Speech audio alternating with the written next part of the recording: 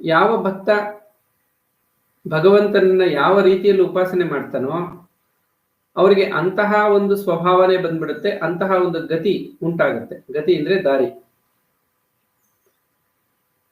ಶಿವನ ಉಪಾಸನೆ ಮಾಡುವಂಥವ್ರಿಗೆ ಶಕ್ತಿ ಪ್ರಾಪ್ತಿ ಆಗುತ್ತೆ.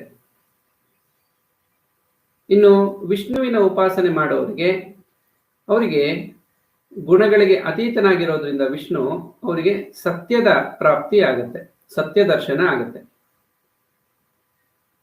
ಹೀಗಾಗಿ ಇಲ್ಲಿ ಪರೀಕ್ಷಿತರು ಹೇಳ್ತಾ ಇದ್ದಾರೆ, ಶಿವನ ಉಪಾಸಕರು ಶಕ್ತಿಯನ್ನ ಪಡ್ಕೊಳ್ತಾರೆ. ಅವರು ಯಾವ ಇಚ್ಛೆಯನ್ನು ಹೊಂದಿದಾರೋ ಆ ಇಚ್ಛೆಯನ್ನು ಅವರು ಪೂರೈಸಿಕೊಳ್ತಾರೆ. ಪ್ರಕೃತಿಗೆ ಸಂಬಂಧಪಟ್ಟಿದ್ದು ಅಂದ್ರೆ ಗುಣಗಳ ಪರಿಮಿತಿಯಲ್ಲಿರುವಂತಹ ಭೋಗ ಭಾಗ್ಯಗಳು ಅದೆಲ್ಲವನ್ನು ಅವರು ಪಡ್ಕೊಳ್ತಾರೆ. ಹಾಗಾಗಿ ರಾಕ್ಷಸರು ವಿಶೇಷವಾಗಿ